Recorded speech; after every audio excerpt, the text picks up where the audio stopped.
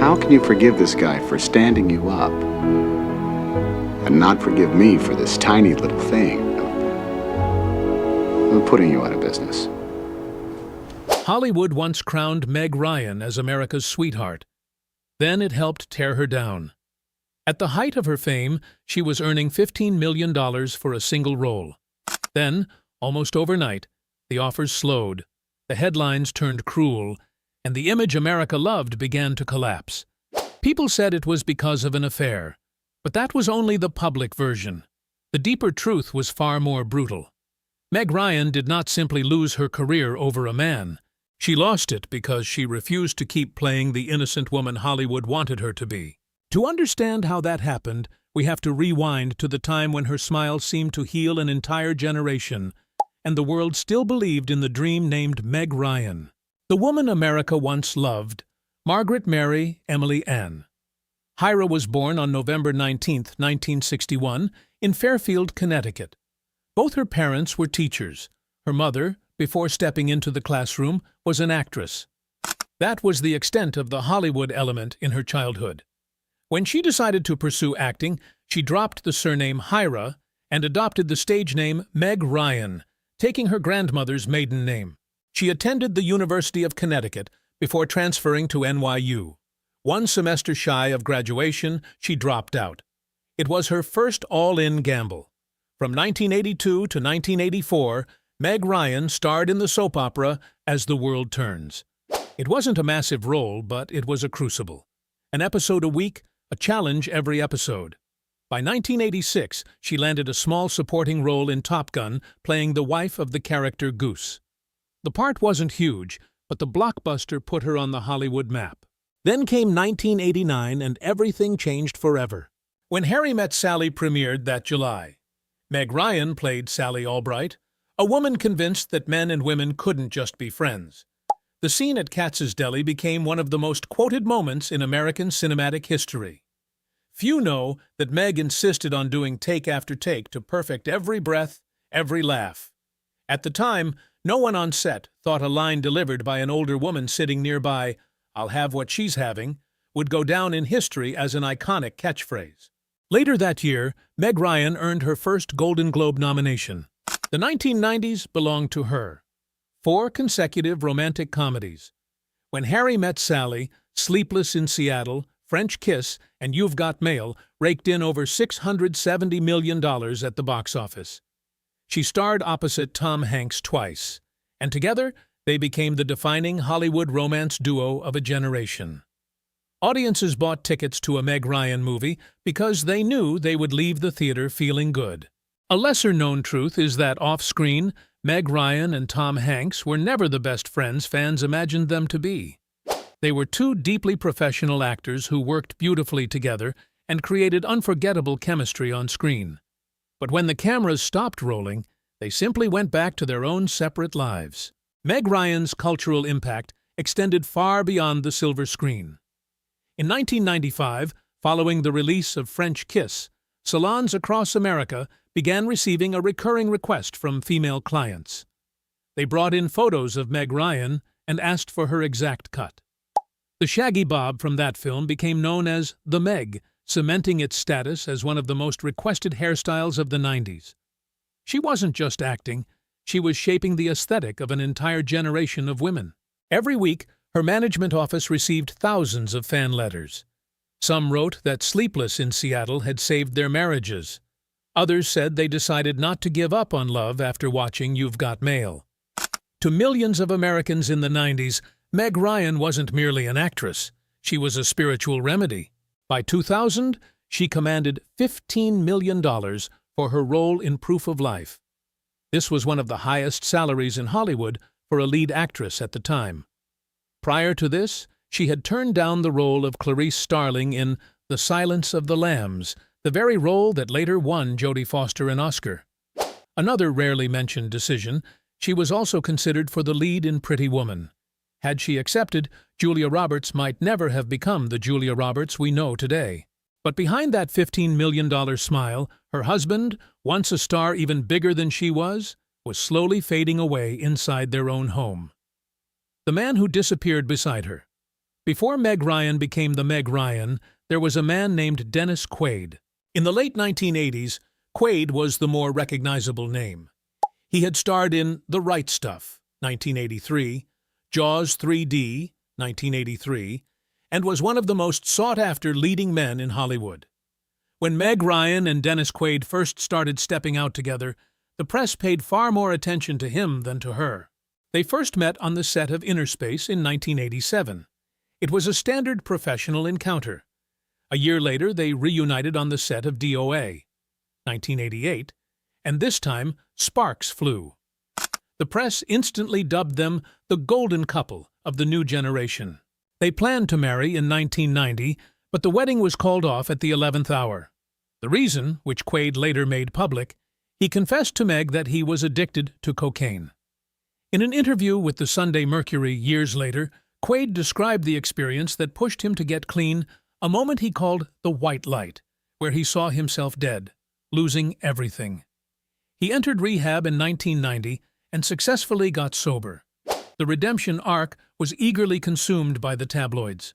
On February 14, 1991, the Valentine's Day wedding finally took place.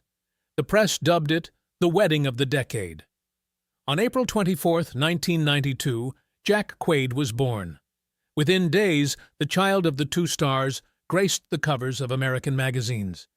The image of the picture-perfect family was constructed almost on autopilot. Jack would grow up to become an actor himself, best known for The Hunger Games and the hit series The Boys. But there was a glaring issue that the public witnessed over the years. Their careers were moving in starkly opposite directions. Meg Ryan soared. Dennis Quaid stagnated. She was the box office draw. He was the +1 standing beside her at events. In a 2018 interview with Megyn Kelly on NBC, Quaid publicly described that feeling for the first time. He said that when they walked down the streets of New York, people would scream Meg's name. No one called out for him. There were times he stood just a few steps away from his wife and felt like he had completely disappeared. He called himself small, looking back. Years later, he framed it as an opportunity for personal growth, but at the time, it was agonizing. Meanwhile, their child was growing up caught in the crossfire. Jack Quaid later admitted that there were periods where he felt torn between two versions of his father, the real Dennis Quaid and the man in the articles about Mom. The child is always the most silent casualty in any Hollywood divorce. In June 2000, the couple announced their separation. The divorce was finalized in 2001. Quaid told W Magazine in July 2001 that he experienced shock, depression, and anger. He used these exact words: "It's like death. When you break up, your whole identity is shattered." Meg Ryan spoke to W Magazine in October 2000 before the divorce was finalized. She was clear and concise. "Nobody had an affair. Neither Dennis nor I treat this separation as a joke." That was the version the public was allowed to know. A sad, yet civilized divorce. But tabloids don't care about civility. They only care about one thing: who gets to be the villain in the story. And they found him. An Australian man with a temper like a volcano. The Inferno on the set of Proof of Life. In 2000, Meg Ryan traveled to London to shoot Proof of Life. It was an action thriller about a hostage negotiator. Russell Crowe played Terry, the man hired to orchestrate the rescue. Meg Ryan played Alice, the desperate wife whose husband had been kidnapped. The script, ironically, centered on a romance blossoming between two characters under extreme circumstances. On set, crew members began to notice something was off. The two leads were spending entirely too much time together off-camera. They ate lunch together. They chatted in trailers for hours on end. There is a story told later, though never officially confirmed. Director Taylor Hackford unexpectedly walked in on Meg and Russell kissing in a trailer. Production for the day was immediately halted. Hackford, who had worked with hundreds of stars throughout his career, allegedly told close associates he had never seen a fire burn so fiercely between two actors. Russell Crowe, at that time, was at the zenith of his power. He had just wrapped Gladiator, the film that would later win him an Oscar. His established public image was that of a rugged, volatile man, who had once thrown a phone at a hotel clerk. But there was another side to Russell Crowe the public hadn't seen. He wrote music.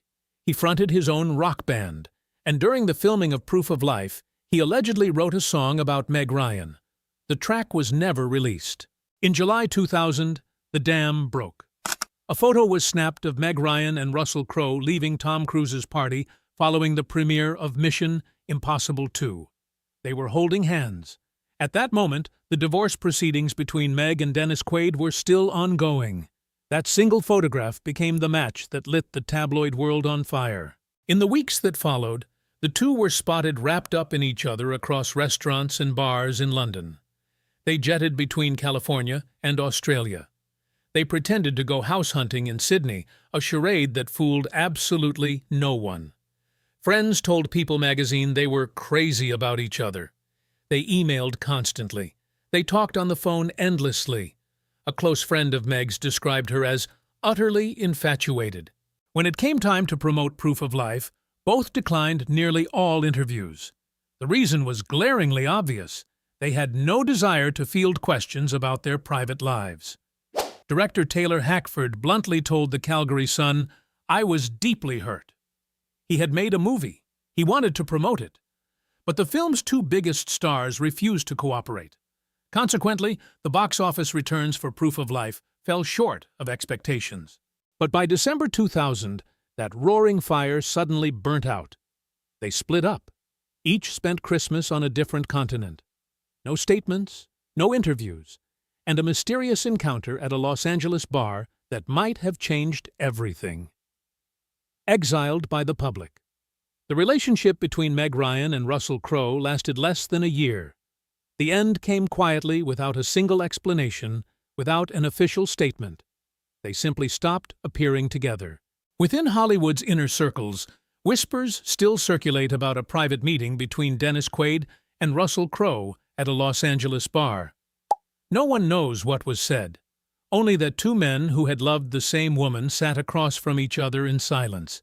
It was a moment of Western-style high drama that even Hollywood screenwriters wouldn't dare pen. But beyond that curtain, the public had already delivered its verdict. Meg Ryan was branded a scarlet woman. The pristine image of Sally Albright shattered entirely. And Hollywood, the very industry that once paid her $15 million a picture, began to turn its back. The fallout was a ruthless hunt. Meg couldn't take her child to school without being swarmed by paparazzi. An 8-year-old boy sat in the back seat, bewildered as he watched the world try to tear his mother apart. Hollywood never issued an official boycott. They simply stopped calling her name. Within 6 months, a slew of lucrative film offers vanished, replaced by the silent hum of an invisible blacklist. The second blow landed in October 2003. Meg arrived in London to promote In the Cut, a bold, gritty departure from her usual romantic comedies. However, during a televised interview with Michael Parkinson, she was relentlessly ambushed about her private life. He insinuated that the scandal with Crowe was the reason she was resorting to darker roles. Meg fired back with cold, clipped responses, only to be labeled haughty and arrogant by the British press. An assistant later recalled that after the interview, Meg sat in her car in total silence for 2 hours. It was the heavy silence of someone realizing that the world had fundamentally changed how it looked at her. Forever. 18 years later, Michael Parkinson himself admitted his arrogance and issued a belated apology, but the damage was already too deep. In the Cut and her subsequent projects bombed at the box office. As a close friend once noted, she never smiled the same way again after 2003. The Villain. The media demanded, why did the world need Meg Ryan's downfall so badly? The answer doesn't lie with Russell Crowe or Dennis Quaid.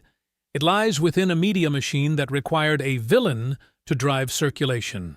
The early 2000s were the golden age of tabloid magazines. They had discovered a brutal business formula. Women, especially those beloved for their purity, sold best when they fell from grace. As one tabloid editor later admitted, Meg Ryan was the perfect target. The more shocking her fall, the higher the sales. To grasp the sheer injustice of it, look at the double standards. Hugh Grant was arrested for soliciting a sex worker, yet remained universally adored. Brad Pitt left his wife for a new co-star, yet the public chose to stand by Jennifer Aniston as the noble victim. Meg Ryan also navigated a broken marriage, but she was cast as the perpetrator. The difference was stark. Aniston suffered in silence exactly the role the media demanded of a scorned woman. Meg, however, dared to walk away from a joyless marriage. She dared to live her truth. She played the wrong role in the eyes of the audience. The public had invested far too much emotion into the archetype of Sally Albright. When that illusion shattered, they punished her not for committing a crime, but for breaking their hearts and ruining the fantasy. Yet, Meg was never the passive victim the media painted her out to be. She reportedly turned down scripts centered on infidelity because she refused to monetize her real-life tragedy on screen, even knowing it cost her a Hollywood comeback. She also turned down an engagement ring from Russell Crowe. She didn't break up her family for a lover. She chose to leave for herself. The media manufactured a villain named Meg Ryan, while she was simply a woman who chose her dignity over the public's conditional grace. The woman who doesn't need Hollywood's forgiveness. Following the stormy years, Meg Ryan opted to retreat into quietude. She focused on directing, raising her children, and philanthropy. While the industry turned away, she connected with those who truly needed her, like Michael J. Fox, whom she steadfastly supported through his battle with Parkinson's disease. The Meg Ryan of today is different. She understands that fame is something bestowed by others, but honor is something you forge for yourself. In a 2023 interview with Glamour, she calmly stated, "I don't need Hollywood to forgive me anymore." Her return to the screen with What Happens Later wasn't a desperate bid to reclaim past glory. It was the manifesto of an artist working entirely on her own terms. When she appeared at a 2023 film festival and received a 5-minute standing ovation, it wasn't the crowd granting forgiveness, it was a belated acknowledgement of a profoundly resilient soul. Today, Meg Ryan finds meaning in an authentic, untethered life. She no longer needs the glitz of the past. Meg chose her own path, the path of a woman who walked through the fire and learned a vital truth. Sometimes, the greatest freedom is to stop trying to please the world. Over 20 years ago, the public was fed a simple narrative. Meg Ryan, America's sweetheart, had thrown it all away for a man. That story was printed on thousands of pages. It was regurgitated on talk shows, around office water coolers, and at dinner tables across America. It became the truth simply because it was repeated enough times. But the truth, as with all Hollywood truths, is never that simple. It wasn't Meg Ryan who broke this romance. It was the distance between Los Angeles and Sydney. It was the crushing weight of an industry that raised her, only to devour her the moment she stopped serving its collective fantasy. It was a media machine that needed a new female villain every week, and they picked the most vulnerable target. If this scandal broke today, in the #MeToo era, in an age of open dialogue about double standards and misogyny, would we have turned our backs on her like we did in 2000? She didn't lose her career because of Russell Crowe. She lost her career because she dared to live authentically. And 25 years later, the truth is finally being told. If you ever loved Meg Ryan, if you ever watched When Harry Met Sally and believed in love, if you ever asked a stylist for her haircut, if you ever wrote her a letter, leave a comment below. Hit the like button if you think this story deserved to be retold, and subscribe to the channel for more untold stories about the people Hollywood once loved and then left behind.